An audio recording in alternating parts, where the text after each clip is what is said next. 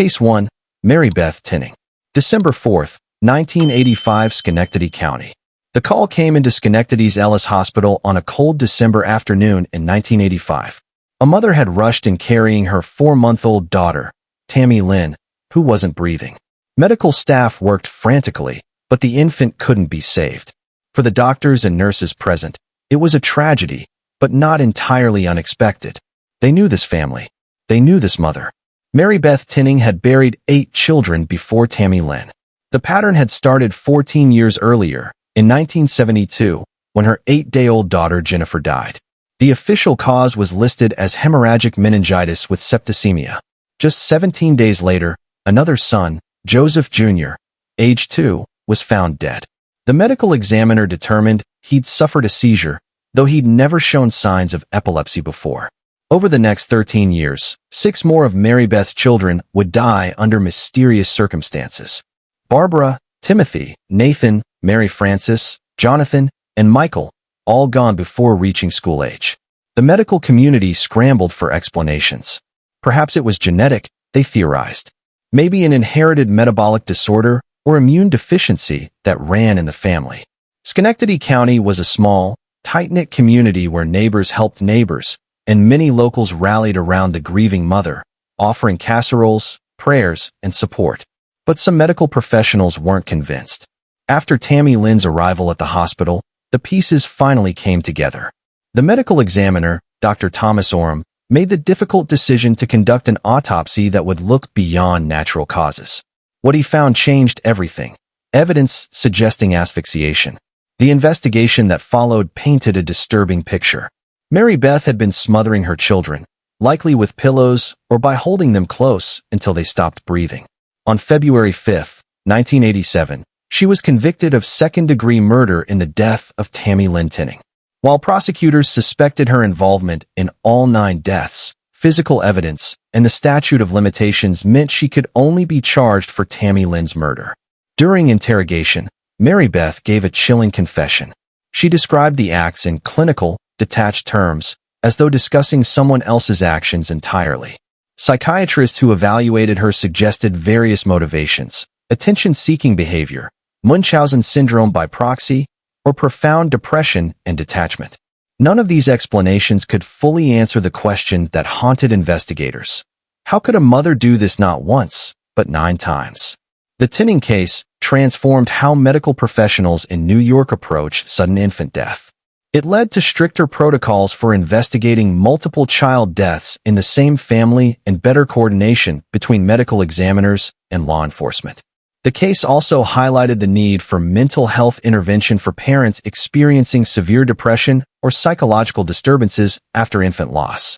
Marybeth Tinning was sentenced to 20 years to life in prison. She's been denied parole multiple times, most recently in 2021. Now in her 80s, she remains incarcerated at the Bedford Hills Correctional Facility for Women, the same prison that has housed some of New York's most notorious female offenders. The community of Schenectady still remembers. 9 small graves in local cemeteries stand as silent testimony to lives barely begun. The Tinning children, Jennifer, Joseph Jr., Barbara, Timothy, Nathan, Mary Frances, Jonathan, Michael, and Tammy Lynn, never had the chance to grow up, go to school, make friends, or experience life. Their story reminds us that evil can wear the most trusted face of all. If this case affected you, please leave a comment below sharing your thoughts. Hit that subscribe button and turn on notifications so you never miss an episode of Cold Case Hour. These stories matter, and your engagement helps us bring awareness to cases that changed how we protect children. Case 2. Lacey Spears. January 23, 2014, Westchester County. The blog posts painted a picture of devoted motherhood. Photos showed a young woman cradling her blonde-haired son, feeding him, caring for him through mysterious illnesses that seemed to strike without warning. Lacey Spears documented every hospital visit, every setback, every small victory in her son Garnett's battle with unexplained health problems. Her online followers numbered in the thousands, offering prayers and support for the brave little boy and his tireless mother. But behind the carefully curated social media presence, something sinister was unfolding. Garnett Paul Spears was born in December 2008 in Alabama, but he and Lacey eventually moved to New York, settling in the Fellowship community in Chestnut Ridge, a residential spiritual community in Rockland County. Even as a toddler, Garnett was in and out of hospitals with baffling symptoms, digestive issues, unexplained high sodium levels, seizures, and feeding difficulties. Doctors struggled to find a diagnosis that explained the pattern of his illnesses. In January 2014, 5-year-old Garnett was admitted to Nyack Hospital after experiencing seizures. His condition was serious enough that he was transferred to the Maria Ferreri Children's Hospital at Westchester Medical Center in Valhalla. Medical staff there noticed something unusual in the boy's records, a pattern of sodium level spikes that didn't align with any known medical condition. What happened next was captured on hospital surveillance cameras, evidence that would prove crucial in the criminal case that followed. The footage showed Lacey Spears alone in her son's hospital room with a feeding bag. On January 23, 2014, Garnett's sodium levels spiked dangerously high. By January 25, the little boy was brain dead. He was taken off life support and pronounced deceased. The medical examiner's investigation revealed that Garnett had died from elevated sodium levels in his bloodstream, hypernatremia at toxic levels. The only explanation that fit the evidence was that someone had deliberately administered salt to the child through his feeding tube. Hospital surveillance footage, medical records, and forensic analysis all pointed to one person, Lacey Spears. As investigators dug deeper, they uncovered a troubling pattern. Lacey had been making Garnett sick throughout his entire life, apparently to gain attention and sympathy. The condition is known as Munchausen syndrome by proxy, a psychological disorder in which a caregiver fabricates or induces illness in someone under their care to receive attention from medical professionals and sympathy from others. Lacey's social media accounts revealed the scope of her deception. She documented Garnett's mysterious illnesses in excruciating detail, garnering thousands of followers who praised her dedication as a mother. Each hospital visit was chronicled, each setback mourned publicly, each recovery celebrated. The attention fed something deep within her, something that ultimately cost Garnett his life. The trial began in February 2015 in White Plains, Westchester County. Prosecutors presented the surveillance footage, medical records showing the impossible sodium spikes, and testimony from doctors who had treated Garnett. They demonstrated that the salt had been administered through his feeding tube, a tube that only Lacey had access to during the critical time period. The defense argued that Garnett's condition might have had other explanations, but the evidence was overwhelming. On March 2, 2015, Lacey Spears was convicted of second-degree murder and first-degree manslaughter. She was sentenced to 20 years to life in prison. The Garnett-Spears case shocked the nation and raised important questions about social media, attention-seeking behavior, and the dark side of online parenting culture. It also highlighted how Munchausen syndrome by proxy can be difficult to detect, especially when the perpetrator is skilled at manipulating medical professionals and maintaining a convincing facade. Since Lacey's conviction, medical professionals have become more aware of the warning signs, a pattern of unexplained illnesses, symptoms that don't appear when the parent isn't present, a parent who seems unusually calm or even pleased when their child is hospitalized, and a history of seeking care from multiple doctors or hospitals. Garnett Paul Spears would have turned 16 in 2024. Instead, his short life ended in a hospital room in Westchester County, victim to the very person who should have protected him most. His case led to increased awareness about Munchausen syndrome by proxy and prompted some social media platforms to review policies around content depicting childhood illness. The fellowship community where Lacey and Garnett lived has since implemented additional safeguards and works with Child Protective Services to ensure the safety of all children in their care. Garnett's legacy is one of change, painful lessons learned at the cost of an innocent life. This case reminds us that not everything we see online tells the whole story. If you found this case informative, please consider subscribing to Cold Case Hour and clicking the notification bell. Share your thoughts respectfully in the comments below, and let's continue the conversation about protecting vulnerable children. Case 3. Tiona Rodriguez. November 8, 2013, Queens County and New York County. The Victoria's Secret store in Manhattan's Herald Square was bustling with shoppers on a November afternoon in 2013 when employees noticed something unusual. A young woman was browsing the aisles carrying a large shopping bag. Not unusual for the area, but something about her behavior seemed off. She appeared distressed, kept looking around nervously, and seemed to be concealing something in the bag she carried. Security personnel approached her to ask if she needed assistance. What happened next would launch a criminal investigation that shocked New York City. Inside the shopping bag was the body of a newborn infant. The woman, later identified as 23-year-old Tiona Rodriguez from Queens, was immediately detained. Police and emergency medical services arrived within minutes. The baby boy showed no signs of life and was pronounced dead at the scene.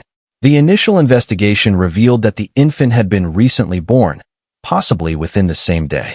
Tiona Rodriguez appeared to be in medical distress herself, showing signs of having recently given birth. She was transported to a hospital for evaluation and treatment while homicide detectives began piecing together what had happened. The investigation would eventually reveal a tragic story of fear, denial, and desperation. According to the evidence gathered by investigators, Tiona had given birth alone in her Queens apartment. She later stated that she didn't know she was pregnant until she went into labor, a claim that medical experts note is possible in cases of pregnancy denial, though relatively rare. After the birth, the infant died under circumstances that remained unclear. Rather than calling for medical help or emergency services, Tiona made a decision that would define the rest of her life. She placed the infant's body in a shopping bag.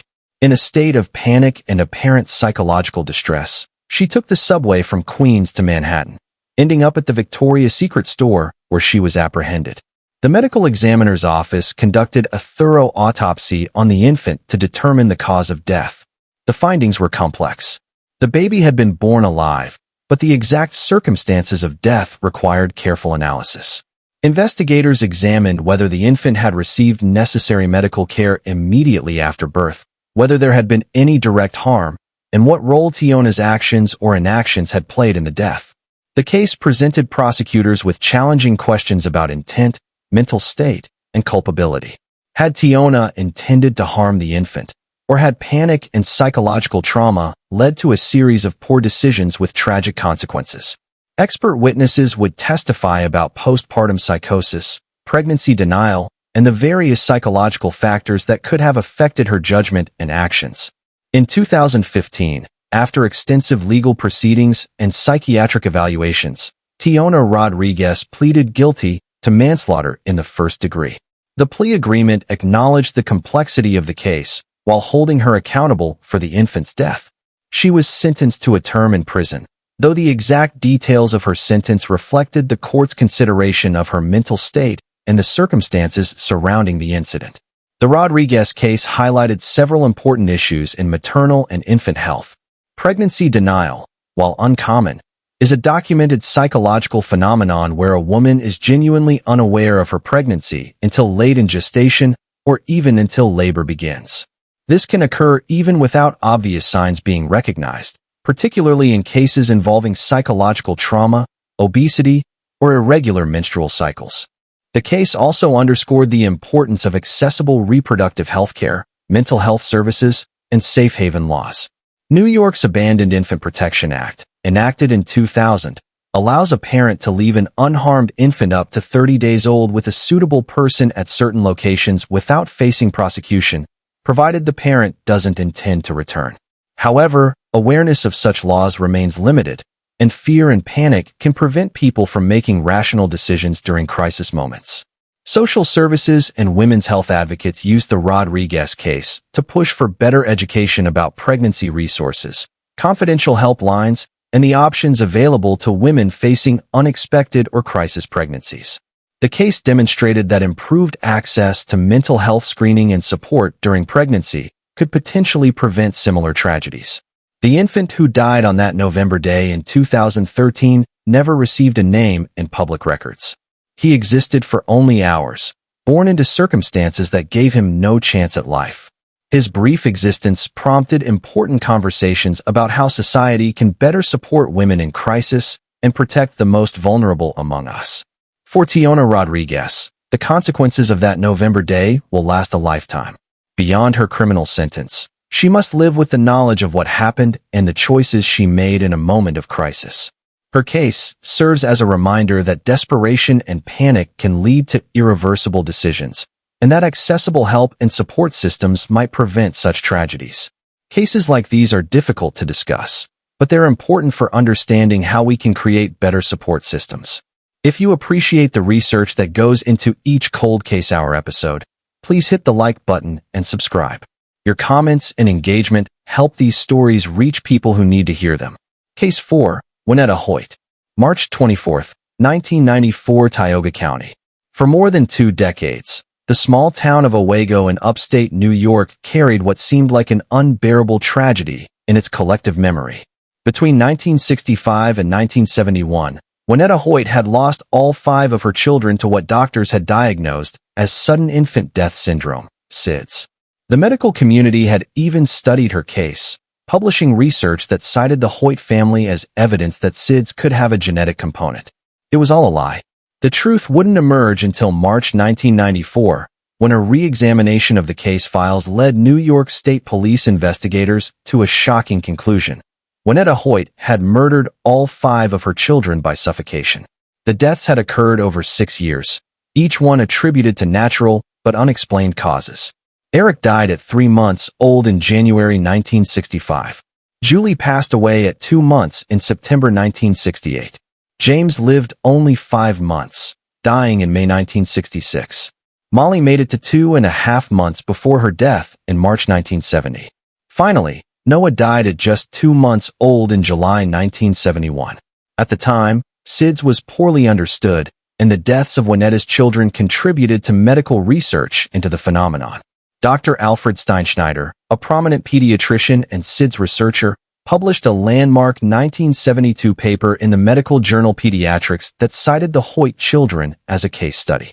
The paper suggested that sleep apnea might be linked to SIDS and proposed that monitoring could prevent deaths in at-risk families. For years, this research influenced how the medical community understood and approached SIDS. The Hoyt case became a reference point in medical literature. No one questioned whether the deaths might have had a different cause entirely. The reinvestigation began when a prosecutor named Bill Fitzpatrick from Syracuse read Dr. Steinschneider's paper and noticed troubling patterns. The statistical probability of 5 children in one family dying of SIDS was astronomically low. He brought his concerns to the New York State Police, who reopened the case with fresh eyes and modern investigative techniques. On March 23, 1994, investigators interviewed Waneta Hoyt. During a lengthy interrogation, she confessed to smothering each of her 5 children. She described the acts in disturbing detail. How she would place a towel or cloth over their faces when they cried. How she would wait until they stopped moving. How she would then call for help, claiming to have found them unresponsive. The confession was videotaped, providing powerful evidence for the prosecution. In it, Waneta appeared emotionless at times, matter-of-fact at others. She couldn't fully explain why she'd done it, offering vague explanations about being overwhelmed by their crying or feeling unable to cope. Psychologists who later evaluated her suggested various possible motivations, though none could fully account for the systematic killing of 5 children over 6 years. Waneta's trial began in March 1995 in Tioga County. The prosecution presented her confession, medical evidence that contradicted the original SIDS diagnoses, and expert testimony about the improbability of 5 SIDS deaths in one family. The defense attempted to have the confession suppressed, arguing it had been coerced, but the court ruled it admissible. On April 21, 1995, Waneta Hoyt was convicted of 5 counts of second-degree murder, 1 for each of her children. She was sentenced to 75 years to life in prison. She maintained her innocence after the trial, claiming her confession had been forced and false, but her appeals were denied. The Hoyt case sent shockwaves through the medical community. Dr. Steinschneider's research, which had been influential for more than 20 years, was now seen in a completely different light. The children who had been studied as victims of a mysterious syndrome had actually been murdered. The case prompted a major reassessment of other historical SIDS cases and led to stricter protocols for investigating multiple infant deaths in the same family. Waneta Hoyt died in prison in August 1998 at age 51, just 3 years into her sentence. She died of pancreatic cancer at the Bedford Hills Correctional Facility. She never provided full answers about why she killed her children or what she'd been thinking during those 6 years when she systematically ended their lives one by one. The Hoyt case remains one of the most significant in the history of SIDS research and criminal justice. It demonstrated how a trusted medical diagnosis could be manipulated to conceal serial murder, and it changed how sudden infant deaths are investigated.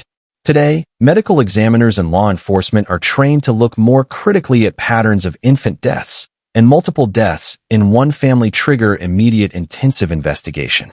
Eric, Julie, James, Molly, and Noah Hoyt died without anyone fighting for them, without anyone questioning their mother's story. They were buried as victims of a mysterious syndrome, when in fact they were victims of the person who should have protected them. Their case led to changes that have likely saved other children's lives by making it harder for similar crimes to go undetected.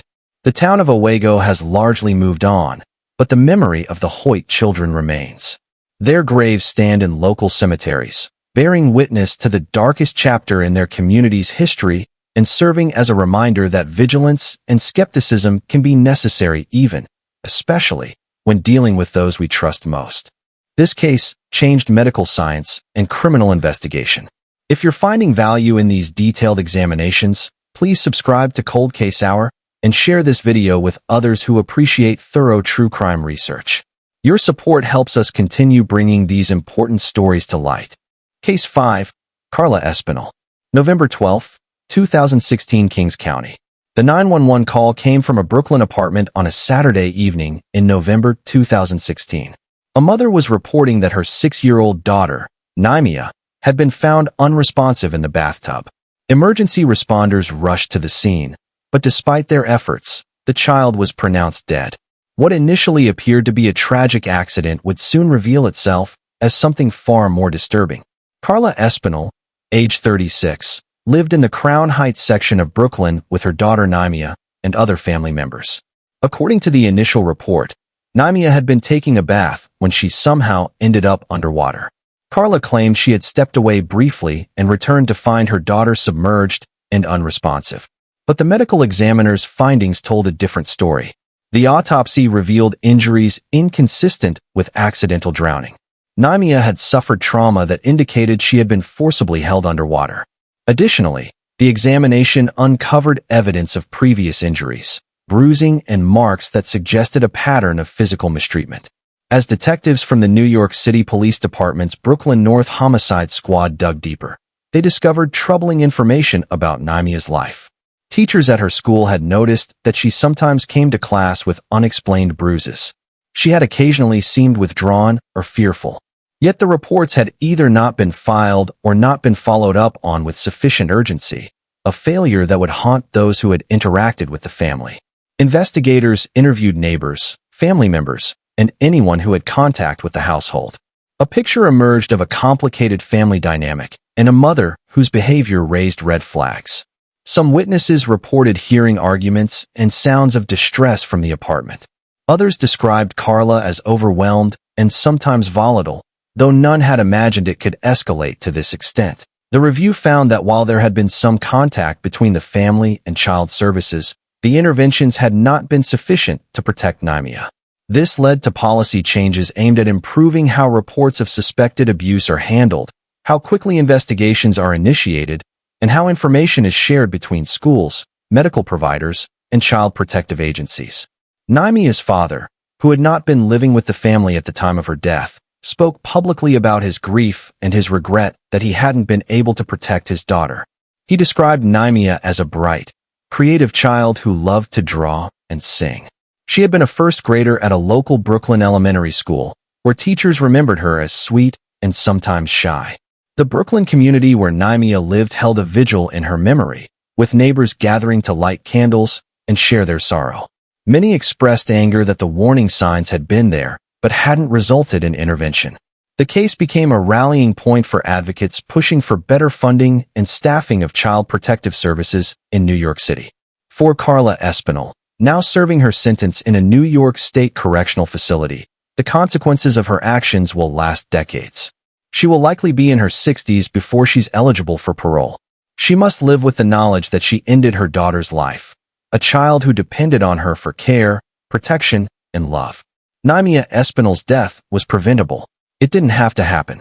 That reality makes her case all the more heartbreaking and serves as a powerful reminder of why child protection systems must function effectively and why communities must remain vigilant in protecting vulnerable children. Cases like Lynyija's show us that child protection is everyone's responsibility. If this episode resonated with you, please consider liking and subscribing to Cold Case Hour. Share your thoughts respectfully in the comments. And let's keep the conversation going about how we can all help protect children in our communities. Case 6. Stephanie Castillo. December 20th, 2018, Bronx County. The cold case detectives received a tip that would crack open a mystery dating back more than 2 decades. In November 1991, the bodies of 2 newborn twin boys had been discovered in an alley in the Bronx, wrapped in plastic bags and discarded. Despite an intensive investigation at the time, the case had gone cold. No suspects were identified. No mother came forward. The tiny victims were laid to rest as Baby Boy Doe 1 and Baby Boy Doe 2. 27 years later, advances in DNA technology and genetic genealogy would finally identify their mother, Stephanie Castillo. The original discovery in November 1991 had shocked the Bronx community. The bodies of the full-term newborn twins were found behind a building in the Marysanias section of the borough. Medical examiners determined they had been born alive and had died shortly after birth, though the exact cause of death was difficult to determine given how much time had passed before they were found. Police canvassed the neighborhood extensively. They interviewed residents, checked hospital records, and followed every lead they could develop. Someone must have seen something. A pregnant woman who suddenly wasn't pregnant anymore. Unusual activity in the alley, anything. But the investigation stalled. Without DNA databases or modern forensic genealogy techniques, there was no way to identify the mother from the biological evidence collected. The case files were eventually moved to the cold case unit, where they sat for years. The twin boys remained unidentified and unavenged, their short lives acknowledged only by the case numbers assigned to them. Then, in the mid-2010s, forensic science began to change rapidly. DNA databases expanded. Commercial genealogy services like Ancestry and 23andMe created vast pools of genetic information. Investigators realized they could use these resources to solve cold cases by identifying relatives of unknown suspects and working backward through family trees. In 2018, cold case detectives in the Bronx decided to revisit the case of the twin boys using these new techniques. They submitted DNA from the crime scene to a genetic genealogy company and began building a family tree. The work was painstaking, identifying possible relatives, ruling out individuals, narrowing down candidates. Eventually, the evidence pointed to Stephanie Castillo, who had been living in the Bronx at the time of the infants' deaths and whose DNA was a match to the biological evidence from the scene. When investigators located her in December 2018, she was 51 years old and still living in New York. On December 20th, 2018, Stephanie Castillo was arrested and charged with 2 counts of murder in the 2nd degree. The arrest brought closure to a case that had haunted investigators for nearly 3 decades, but also raised complex questions about justice, time, and redemption. According to prosecutors, Stephanie had given birth to the twins alone, likely in her apartment or somewhere she felt she wouldn't be discovered. Rather than seeking medical help or using resources available to mothers in crisis, she had made the decision to end the infants' lives and dispose of their bodies. The exact circumstances of their deaths remained unclear, but the medical evidence suggested they had not received necessary care after birth. The defense would later argue that Stephanie had been in a state of psychological crisis at the time, possibly experiencing postpartum psychosis or severe depression. They pointed out that she had been very young, in her early 20s, and may have been frightened and overwhelmed. However, the prosecution maintained that regardless of her mental state, she had made deliberate choices that resulted in the deaths of 2 newborns. The case presented unusual challenges for the legal system. How do you prosecute someone for crimes committed 27 years ago? Witnesses' memories have faded. Physical evidence has degraded. The defendant has lived an entirely different life in the intervening decades. Yet the victims deserve justice, regardless of how much time has passed. Stephanie Castillo's case proceeded through the Bronx County court system with intense media attention. The use of genetic genealogy to solve the case was relatively novel at the time and raised privacy concerns among some civil liberties advocates. However, law enforcement argued that these techniques were simply new tools for solving old crimes and bringing closure to victims' families. In plea negotiations, Stephanie accepted responsibility for the deaths of the twins. In 2019, she pleaded guilty to reduced charges that acknowledged the passage of time and the complexity of her mental state at the time of the crimes. She was sentenced to serve time in prison, though significantly less than she would have faced if convicted at trial of the original murder charges. The case of the twin boys illustrated both the promise and the challenges of using modern forensic science to solve cold cases. On one hand, justice was finally served for two victims who had waited nearly 3 decades to be acknowledged and avenged. On the other hand, the case raised questions about whether prosecuting someone for crimes committed so long ago truly serves the interests of justice, particularly when mental health issues may have played a role. For the Bronx community, the resolution of the case brought mixed emotions. Relief that the mystery had been solved mixed with sadness that the twins had never received justice during the years when their deaths might have led to earlier intervention and support for their mother.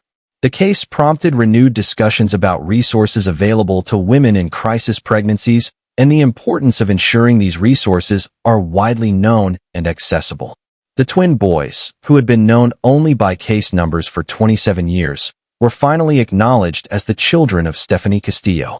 Though they never received individual names, their story became a catalyst for change in how cold cases are investigated and how genetic genealogy is used in criminal justice.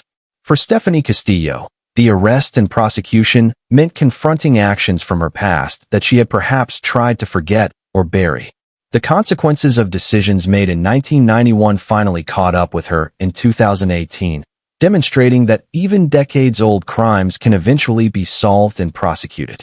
This case shows that justice can prevail even decades later, thanks to advances in forensic science. If you're interested in how technology is solving cold cases, subscribe to Cold Case Hour and turn on notifications. We'll continue bringing you detailed investigations into cases that seemed unsolvable. Leave a comment about what you think about using genetic genealogy in criminal cases. Case 7. Shirley Winters. March 10, 1999, Oswego County. The town of Mexico in upstate New York is a small community where everyone knows everyone. In such places, tragedy strikes harder because the bonds are tighter.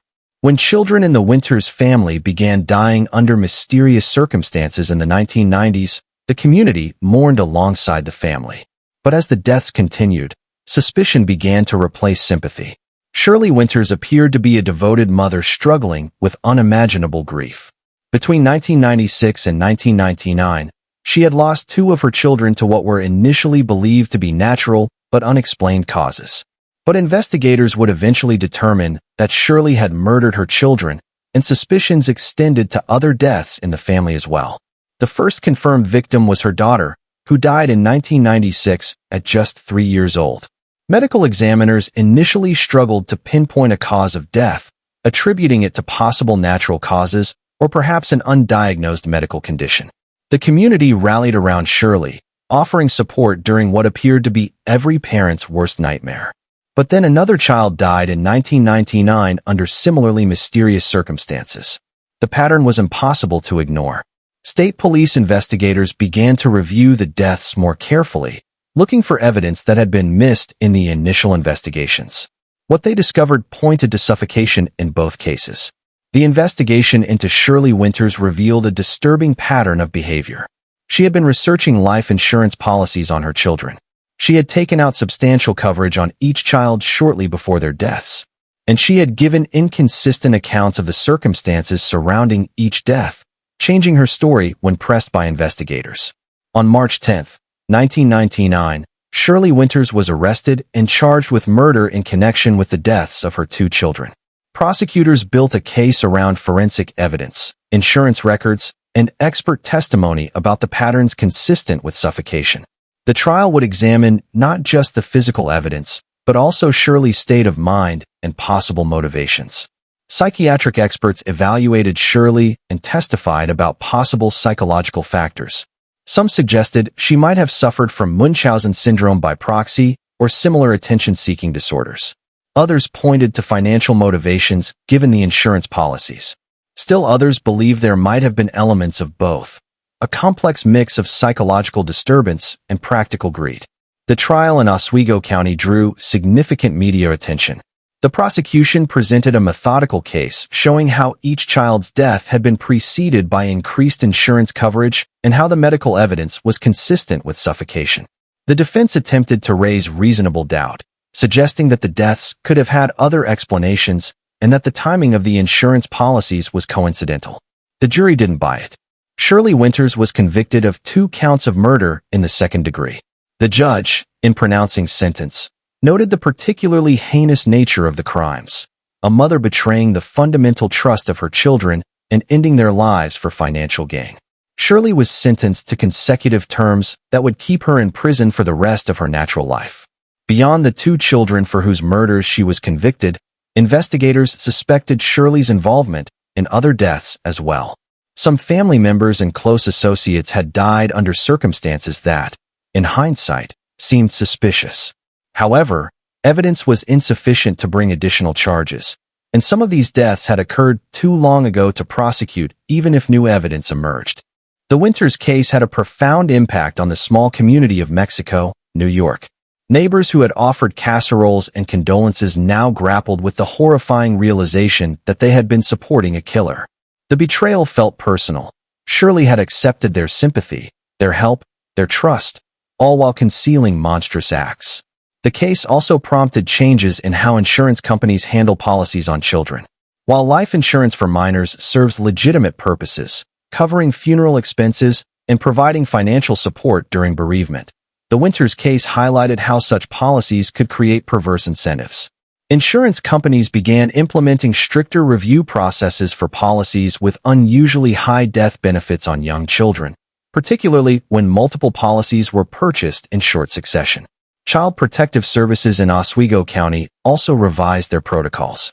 The case demonstrated that even in small communities where families are known and trusted, systematic monitoring of families who have experienced multiple child deaths is essential. Medical examiners across New York State began sharing information more effectively, making it easier to identify patterns that might indicate foul play. For the children who died, whose names were withholding to protect their privacy and dignity, justice came too late. They lived short lives that should have been filled with play, learning, and growth. Instead, their existence was cut short by the person who brought them into the world. They trusted their mother completely, as all children do, and that trust was betrayed in the most fundamental way possible. Shirley Winters remains incarcerated in a New York State correctional facility. She has reportedly shown little remorse and maintains that the deaths were not her fault, despite the overwhelming evidence to the contrary. Parole, given her consecutive life sentences, is unlikely to ever be granted. The community of Mexico has largely moved forward, though the Winters case remains a dark chapter in local history. The case is sometimes discussed in criminology courses and by investigators studying filicide, the killing of one's own children, as an example of how financial motivation can intersect with psychological disturbance to produce horrific outcomes. The question that haunts many who followed the case is the same one that arises in so many of these stories. How could a mother do this? The answer, frustratingly, is that we may never fully understand. Human psychology is complex, and when it breaks in certain ways, people become capable of acts that seem incomprehensible to those with healthy emotional functioning. What we can do is learn from cases like Shirley Winters and implement systems that better protect children. Better information sharing between agencies, more careful scrutiny of patterns of child deaths, improved mental health screening and intervention, and yes, even closer examination of financial motivations like insurance policies. All these measures can help prevent future tragedies. The Winters case reminds us that vigilance must extend even to small communities where everyone thinks they know everyone. If you're gaining insight from these detailed case examinations, please hit that like button and subscribe to Cold Case Hour. Your engagement helps us reach more people and continue this important work. Share your thoughts in the comments below. Case 8. Awilda Lopez and the murder of Elisa Izquierdo. November 22, 1995, New York County. The death of 6-year-old Elisa Izquierdo became a watershed moment in New York City's approach to child welfare. Her case was so egregious, the failures so systematic, and the outcome so tragic that it sparked a complete overhaul of the city's child protective services and led to reforms that are still in place today. Elisa's story began with promise. She was born in February 1989 to Gustavo Izquierdo, a Cuban immigrant who worked as a laborer, and Awilda Lopez, a woman with a history of mental health issues and substance use. Gustavo adored his daughter and fought for custody, concerned about Awilda's ability to care for her. For the first few years of Elisa's life, she lived primarily with her father and thrived. But Gustavo Izquierdo died of cancer in May 1994 when Elisa was only 5 years old. Custody reverted to Awilda Lopez, and Elisa's life changed dramatically. What followed was 16 months of escalating abuse that multiple people witnessed, reported, and tried to stop, but the system failed to protect her. Teachers at Elisa's school noticed bruises and burn marks. They filed reports with Child Protective Services. Neighbors heard screaming and sounds of violence from the Lopez apartment. They called the authorities. Family members saw evidence of abuse and begged for intervention. The reports stacked up. At least 7 separate complaints were filed about Elisa's treatment, but each time, the case was either closed without sufficient investigation or Awilda was able to deflect scrutiny. The abuse Elisa suffered was horrific. Awilda would force her to eat her own feces, lock her in a closet for extended periods, beat her with various objects, burn her with cigarettes, and subject her to sexual abuse. Other children in the household later testified to witnessing Awilda's attacks on Elisa, describing scenes of shocking cruelty. On November 22, 1995, emergency services were called to Awilda Lopez's apartment in the Flatbush section of Brooklyn. They found Elisa Izquierdo's body. The 6-year-old had been beaten to death. The medical examiner's report detailed extensive injuries, skull fractures, brain hemorrhaging, bruises covering much of her body, and evidence of chronic abuse over an extended period. Awilda Lopez was immediately arrested and charged with murder in the 2nd degree. The investigation revealed the full scope of what Elisa had endured. Prosecutors assembled a devastating case showing pattern after pattern of abuse, report after report that had been ignored or inadequately investigated, and opportunity after opportunity where intervention could have saved Elisa's life. The case sparked outrage across New York City. The media covered it extensively, detailing not just Awilda's crimes, but also the systematic failures that had allowed them to continue. Editorial boards demanded accountability. Child welfare advocates called for immediate reforms. The city's administration for children's services came under intense scrutiny. Mayor Rudolph Giuliani ordered a complete review of the case and the child protective system. The investigation found that caseworkers had been overwhelmed, understaffed, and inadequately trained. Reports had been filed, but not properly followed up. Warning signs had been documented, but not acted upon. The system designed to protect children like Elisa had catastrophically failed. Awilda Lopez's trial began in 1996. Prosecutors presented overwhelming evidence of abuse and murder. Medical examiners testified about Elisa's injuries. Teachers described the bruises they'd seen and the reports they'd filed. Neighbors recounted the screams they'd heard. The defense attempted to argue diminished capacity due to Awilda's mental health issues and drug use, but the systematic and prolonged nature of the abuse made that argument difficult to sustain. In July 1996, Awilda Lopez was convicted of murder in the 2nd degree. She was sentenced to 15 years to life in prison. During sentencing, the judge spoke directly to her about the betrayal of trust she had committed and the suffering she had inflicted on a defenseless child who should have been able to trust her completely. But the real story of the Elisa Izquierdo case wasn't just about Awilda Lopez's conviction. It was about the reforms that followed. Elisa's death became a catalyst for change. The city restructured its administration for children's services, hiring more caseworkers, improving training, and implementing better systems for tracking and investigating reports of abuse. New York State passed Elisa's Law in 2016, which requires more comprehensive background checks for people seeking to adopt or foster children and mandates that Child Protective Services consider the safety of siblings when investigating abuse. The law also established protocols for better information sharing between agencies and jurisdictions. The case influenced child welfare policy beyond New York as well. It became a case study in how systems can fail vulnerable children and what reforms are necessary to prevent similar tragedies. Social work programs teach the Elisa Izquierdo case as an example of why vigilance, proper follow-through, and adequate resources are essential in child protection work. Elisa Izquierdo would have been 35 years old in 2024. Instead, her life ended at 6 years old in an apartment in Brooklyn, victim to prolonged torture by the woman who gave birth to her. She never got to attend middle school, never had a first crush, never pursued her dreams, never experienced the fullness of life. But Elisa's legacy lives on in the reforms her death inspired. Every child in New York who has been protected by better trained caseworkers, by more thorough investigations, by improved coordination between agencies. They are beneficiaries of changes made because Elisa Izquierdo's suffering was finally recognized and acknowledged. Awilda Lopez remains incarcerated. She has been denied parole multiple times, most recently in 2020. Each time, the parole board cites the heinous nature of her crimes and the ongoing risk she would pose to vulnerable individuals. It's likely she will spend the rest of her life in prison. The Flatbush community where Elisa lived has not forgotten her. A memorial garden was established in her honor, and her name is invoked whenever child welfare advocates push for additional reforms. She became a symbol, not just of a system's failure, but of the urgency of protecting children and the consequences when society falls short of that responsibility. Elisa Izquierdo's case changed how New York protects children. Her story is difficult to hear, but it's important to remember. If you believe these stories need to be told, please subscribe to Cold Case Hour and share this video. Leave a comment sharing your thoughts on child welfare reform, and let's keep the conversation going about how we can continue to improve systems that protect the most vulnerable. Case 9, Lynija Eason Kumar. January 16, 2019, Bronx County.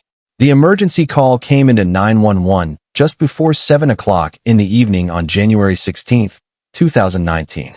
A woman was reporting that her daughter had fallen and hit her head. When paramedics arrived at the Bronx apartment, they found a scene that immediately raised red flags.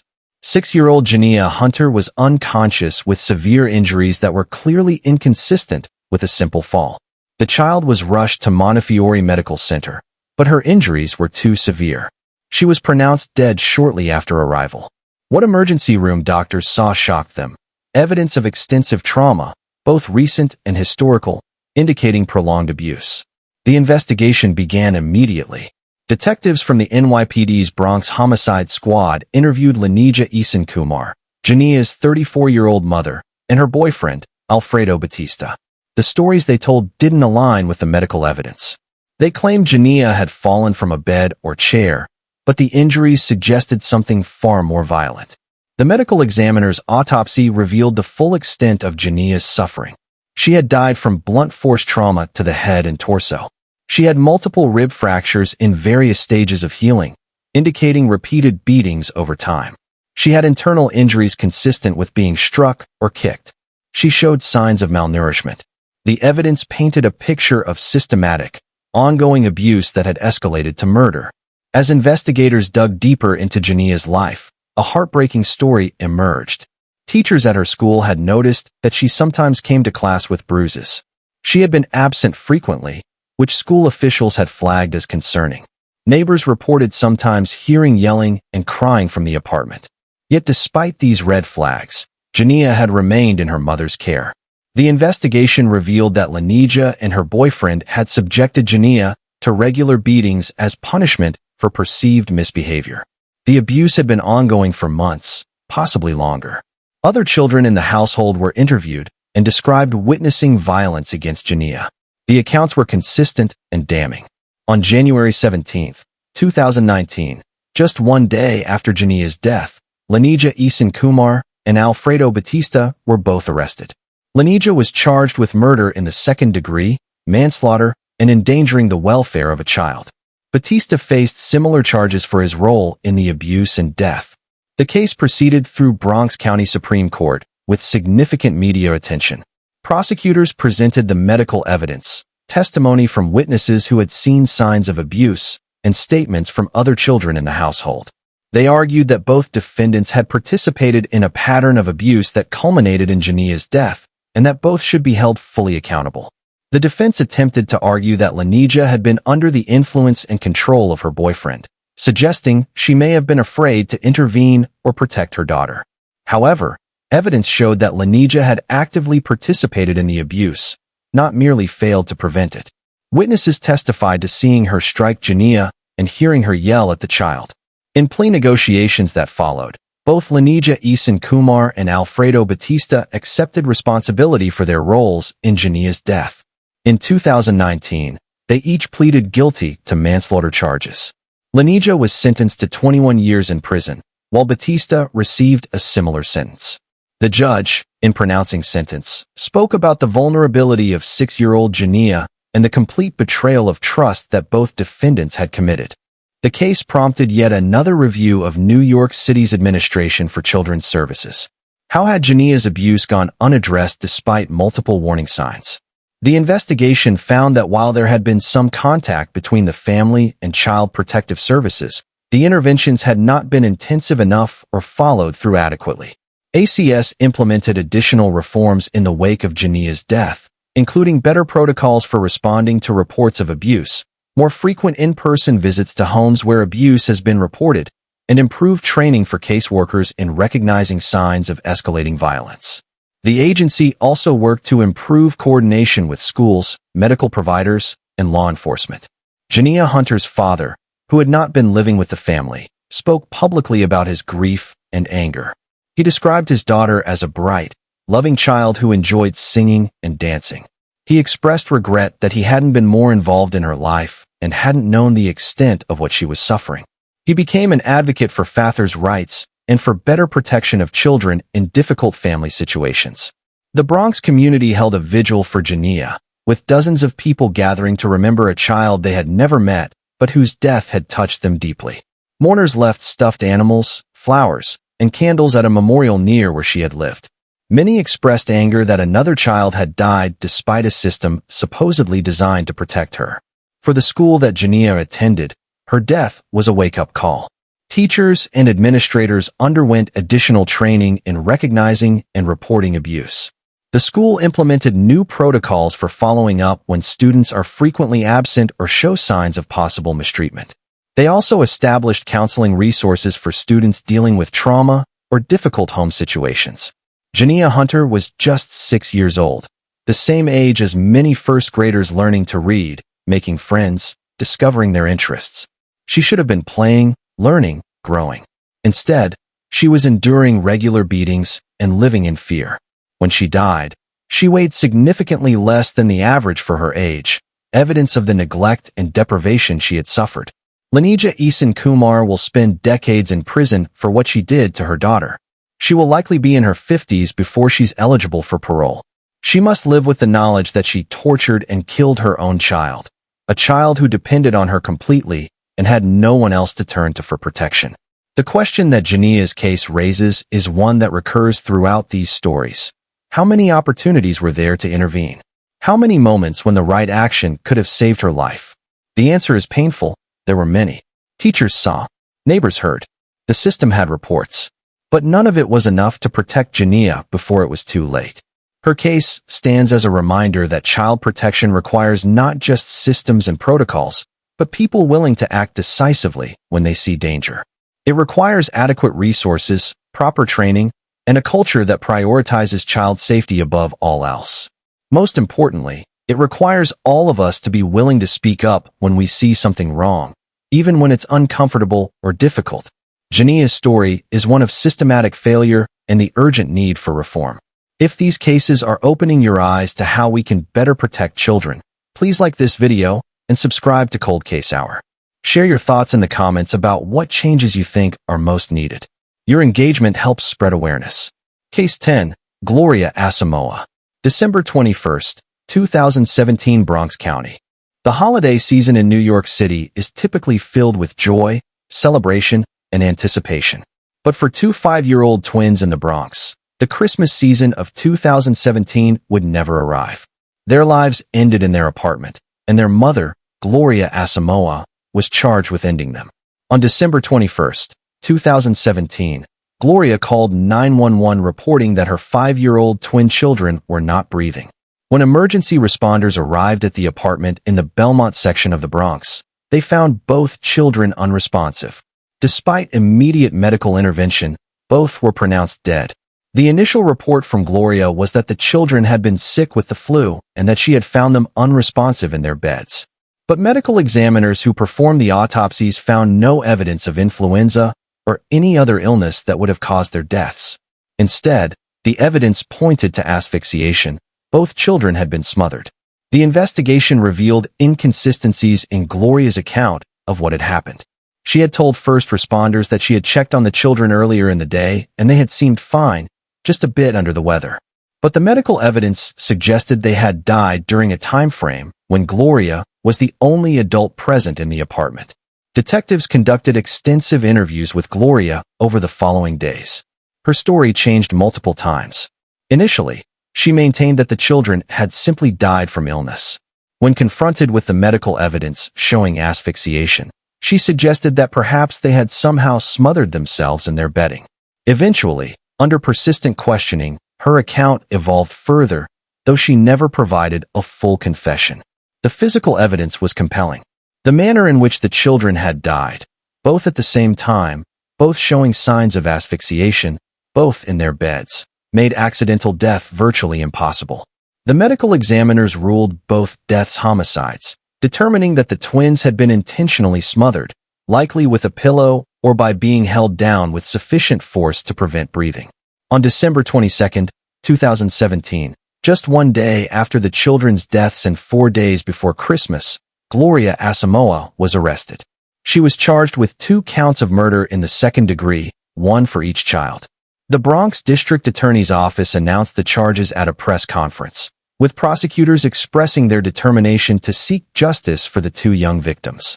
The question on everyone's mind was, why? What could have motivated a mother to kill both of her 5-year-old children? Investigators looked for possible explanations. Had there been financial stress? Mental health issues? Relationship problems? Evidence of all 3 emerged. Gloria had reportedly been struggling financially and dealing with stress related to housing and basic needs. She had a history of mental health challenges, including depression, though she had not been consistently receiving treatment. She had recently separated from the children's father, adding another layer of stress and instability to her life. Psychiatric evaluations were ordered to determine Gloria's mental state at the time of the killings and her competency to stand trial. The evaluations revealed significant mental health issues, including possible psychotic features and severe depression. However, the question of whether these conditions rose to the level of legal insanity, whether Gloria knew what she was doing was wrong, would be central to her defense. The case proceeded through the Bronx County court system over the following months. Prosecutors prepared to present the medical evidence, Gloria's conflicting statements, and expert testimony about the impossibility of the deaths being accidental. The defense prepared to argue that Gloria's mental state had been so impaired that she lacked the capacity to form the intent necessary for murder. In 2018, after extensive plea negotiations and psychiatric evaluation, Gloria Asamoah accepted a plea agreement. She pleaded guilty to 2 counts of manslaughter in the first degree, acknowledging responsibility for the deaths of her children, while the plea reflected consideration of her mental health status. She was sentenced to consecutive terms totaling 40 years in prison, ensuring she would serve significant time for taking 2 lives. The twins, whose names were protected in most media coverage to preserve their privacy and dignity, were remembered by family members as bright, energetic children who loved to play together. They had been in pre-kindergarten, just beginning their educational journey. Teachers described them as inseparable, always looking out for each other, finishing each other's sentences the way twins often do. The children's father spoke publicly about his devastating loss. He described the twins as the light of his life and expressed profound grief that he hadn't been able to protect them. He criticized the mental health system for not providing adequate support to Gloria when she clearly needed it, though he also acknowledged that ultimately, she had made the choice to end their children's lives. The Bronx community was shaken by the case. The deaths occurred just days before Christmas, a time when families gather and children should be celebrating. The timing made the tragedy feel even more acute, more painful. Community members organized a memorial service where dozens gathered to mourn two children they had never met, but whose deaths represented an unthinkable loss. The case highlighted persistent gaps in New York's mental health system, particularly for low-income individuals. Gloria had struggled to access consistent mental health care, facing barriers including cost, availability of providers, and the complexity of navigating the system while dealing with severe depression. Advocates used her case to push for better funding of community mental health services and improved integration between child protective services and mental health providers. The Administration for Children's Services reviewed whether there had been any prior contact with the family. While there had been no formal reports of abuse or neglect, the review identified missed opportunities for preventive intervention. The family had been experiencing housing instability and financial stress, known risk factors for child maltreatment, but had not been connected with supportive services that might have made a difference. Following the case, ACS and various nonprofit organizations worked to improve outreach to families experiencing multiple stressors. The goal was to identify families at risk before crises occurred and connect them with mental health services, financial assistance, housing support, and other resources that could reduce stress and prevent tragedies. For the twins who died in December 2017, there would be no more birthdays, no first day of kindergarten, no childhood adventures. They existed for just 5 years, their lives intertwined. The case serves as a stark reminder that mental health crises can have devastating consequences, particularly when combined with other stressors and insufficient support systems. It underscores the importance of accessible, affordable mental health care and the need for communities to be aware of families in crisis and willing to offer help before situations escalate. The case of Gloria Asamoah and her twins reminds us that mental health support can be a matter of life and death. If you found value in this comprehensive examination of these 10 cases, please hit the subscribe button for Cold Case Hour and turn on notifications. Share this video with others who care about child protection and justice system reform. Leave your thoughts in the comments below, and let's continue this important conversation. Conclusion: Lessons from the darkest chapters. We've examined 10 cases from across New York State, spanning several decades, involving mothers who committed the ultimate betrayal. These weren't momentary lapses or accidents. These were deliberate acts that ended innocent lives. The victims ranged from newborn infants to school-age children, but what they all shared was vulnerability and complete dependence on the people who harmed them. What can we learn from these dark chapters in New York's history? First, patterns matter. In case after case, Marybeth Tinning, Waneta Hoyt, Shirley Winters, multiple deaths occurred before investigators recognized what was happening. Today's protocols for investigating multiple child deaths in the same family exist because of these cases. Medical examiners, law enforcement, and child protective services now communicate more effectively and scrutinize patterns more carefully. Second, mental health intervention is critical.